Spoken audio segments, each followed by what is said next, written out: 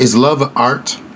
Then it requires knowledge and effort, or is love a pleasant sensation which to experience is a matter of chance, something one falls into if one is lucky? Not that people think that love is not important. They are starved for it. They watch endless numbers of films about happy and unhappy love stories. They listen to hundreds of trashy songs about love, yet hardly anyone thinks that there is anything that needs to be learned about love.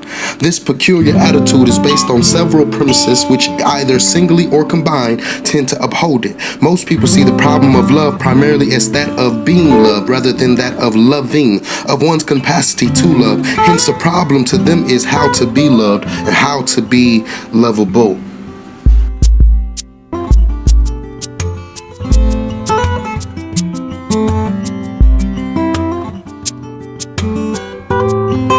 So hopefully me doing this in my car is okay. So I'll go ahead and I'll get to talking about this here. So the text that I just posted, it poses the question, what is love really? And I know this is probably a conversation that you've had with someone before.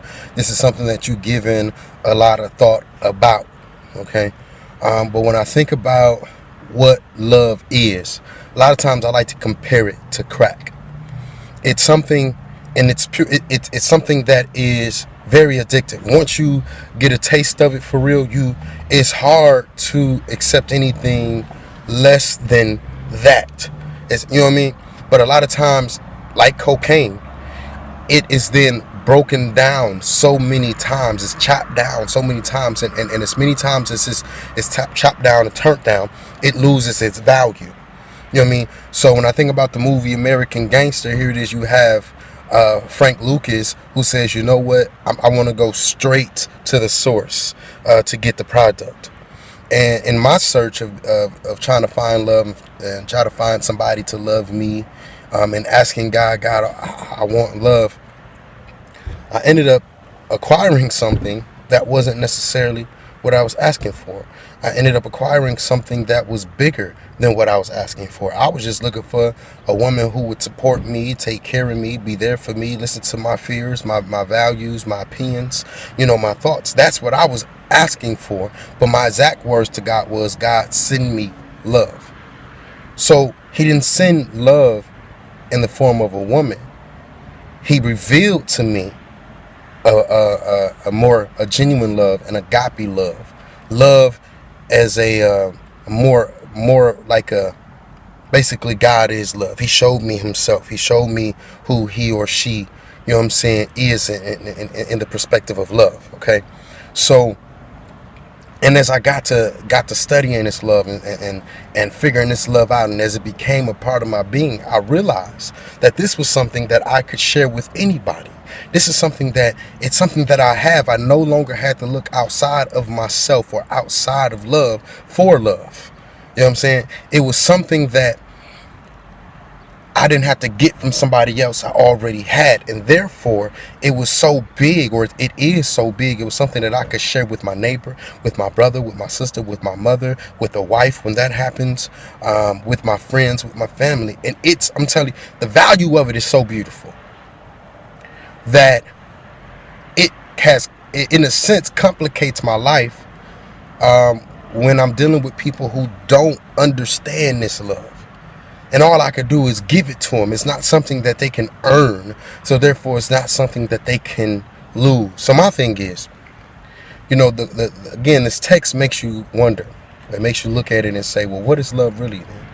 Because it talks about how a lot of times when we want love, we look at it from a perspective of being loved. We want somebody to love us. And we never really, I ain't gonna say never. Well, I already said never.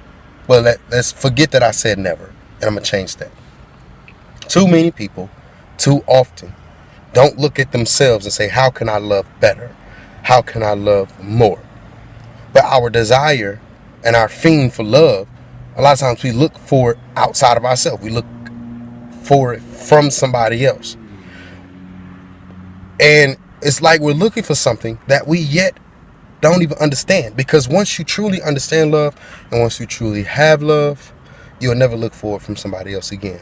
As a matter of fact, the thing that you think you desire from another person, you probably would start calling it something else once you've had a taste of this cocaine. Get what I'm saying? You're probably going to want something. You're probably going to want to call it something else.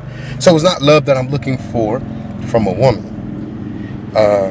But there are certain responsibilities, certain duties, certain attributes, certain characters that I desire from an individual who will be with me on that level. And from my friends and whoever, all I'm looking for is somebody or people to give my love to, and people who I can share this information and share this love with. Hopefully they get it, and then we can all bask in that glory and in that love. So think about it. Do you really know what love is for real? There's many definitions. The one way that I define it, because I believe it's the most genuine and neutral way of defining it, is the ability or the act of being caring and concerned about the best interest of another individual. That's just one of the ways that I defined it. But another thing about love that hopefully I'll be able to better explain as these videos come out and as these lessons come out, is love just is. It has no form. There's a scripture that says faith is a substance of things hoped for and things not seen. And I like to look at love as the same thing. Love is a substance. It's something that can become anything whenever it's needed. It can become a conversation if the conversation is what's needed. It can become rent money if rent money is what's needed. It can become, advice. It can become wisdom. It can become the way out. It can become whatever's needed when it's needed to become that thing. It can become a video. It can become a video that's inspirational and needed right when you needed to hear that, right when you needed to see that. It could become a book that touches you. Get what I'm saying? It could become a church. It could become a poetry set. It could become a dance. It can become anything that it needs to be able to come. And the only thing that can really transform into anything is something that its original form is nothing or nothingness. In the beginning, the earth was without form. It was void, and darkness was on the face of the earth. And out of nothingness, the earth was formed. Out of nothingness, we have sunlight. Out of nothingness, we have trees, and we have water, and we have plants, and we have beasts, and we have humanity. Out of nothingness, we have these things. So the only thing that has the potential to become anything needed at any given time is something that accepts its position as nothing. So I just wanted to add to that part about what I was saying about only thing that has the ability to become something or become anything when it's needed to become anything is something that accepts its original form as nothingness. And how that relates to love, what I'm saying is love is an essence or a substance that takes no form. Or has no original form, or it has no structure. You know what I'm saying? It doesn't have a structure that limits it. It has no set rules that it has to play by. It has no, so when we have our different perspectives and our different rules and regulations about what love is, and we define love as this thing, we have to be mindful that love just is. It's a substance. It's something that's nothingness, but its power is in its ability to become anything that's needed. That's what I'm saying about love.